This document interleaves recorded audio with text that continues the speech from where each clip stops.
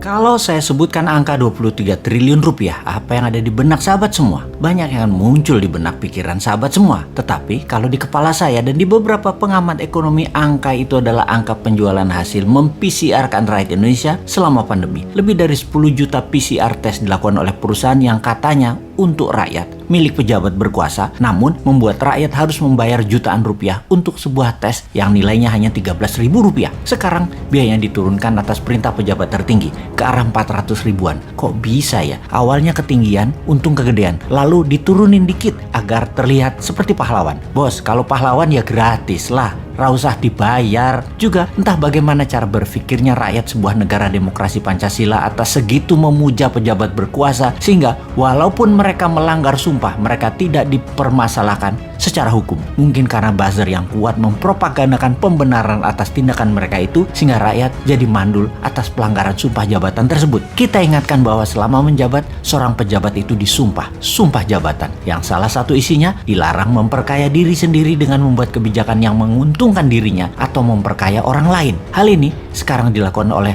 orang di sekeliling penguasa yang baik, yang jujur, yang rendah hati pilihan rakyat tersebut, namun membiarkan banyak penyalahgunaan jabatan oleh orang-orang di sekelilingnya. Ini bukan kita loh yang mengatakan, ini dikatakan dengan tegas berkali-kali oleh Profesor Mahfud MD. Lupa itu sebelum dia menjabat sih bicara begitu. Namun setelah beliau menjabat, ternyata beliau banyak nonton sinetron, sehingga rekan sejawatnya yang banyak putar-putar peraturan kebijakan untuk keuntungan kroni-kroninya, beliau nggak sensitif lagi. Rekening cocok sih mungkin membuat dia lupa akan suara rakyat. Saya jadi teringat bagaimana Partai Komunis Tiongkok. Anggota partai itu 80 juta orang. Semua pegawai negerinya Tiongkok adalah anggota Partai Komunis. 80 juta orang ini adalah orang yang mengelola 1,4 miliar manusia Tiongkok. Ketatnya organisasi dengan 80 juta anggota tersebut membuat solid 1,3 miliar manusia manut, taat, dan takut. Atau bahasa gangster mafioso Al Capone pernah mengatakan, kepolisian yang tidak terorganisir akan kalah dengan gangster terorganisir. Walaupun kekuatan gangster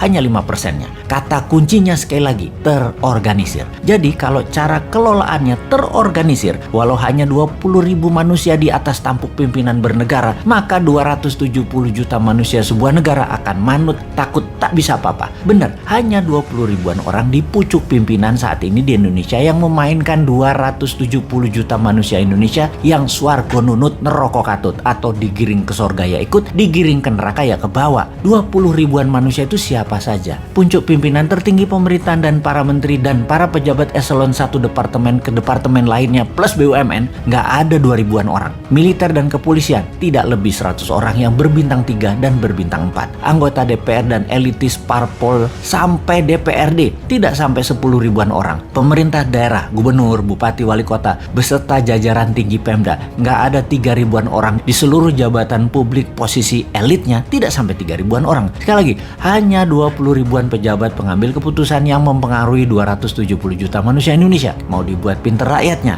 mentalnya mau jadi kuat, manusianya menjadi produktif, atau mau dibuat rakyat Indonesia ini menjadi malas, manut, takut, atau mau dibuat menjadi negara yang ditakuti dunia, dihormati, menjadi negara kaya, menjadi negara superpower militernya, menjadi negara yang mendominasi laut. Ya hanya 20 ribuan orang ini saja yang bekerja. Kalau 20 ribuan orang ini pragmatis, meniru pucuk-pucuk pimpinan jabatan yang kasual, yang memainkan kebijakan untuk kepentingan kantongnya dan kroninya, ya semuanya yang 20 ribuan ini ya mayoritas jadi pebisnis berdagang dan memanfaatkan jabatannya demi kroni dan dirinya secara sembunyi-sembunyi atau terang-terangan, seperti kasus PCR dan Pandora Papers yang didiamkan itu. Jadi selamat kepada para pejabat yang 20 ribuan orang tersebut teruslah membuat Indonesia gini-gini aja. GDP nggak naik, uang beredar dibatasi supaya masyarakat jadi nggak pinter, menjadikan Indonesia negara yang takut sama Tiongkok, menjadi negara yang selalu berhutang. Lanjutkan deh. Dan kepada masyarakat yang kagum dengan pejabatnya, teruslah rebahan, teruslah tidak baca buku dan tidak tahu berita dunia, teruslah menjadi pasar produk asing, teruslah mendukung hutang. Pokoknya dukung aja. Bismillah komisaris.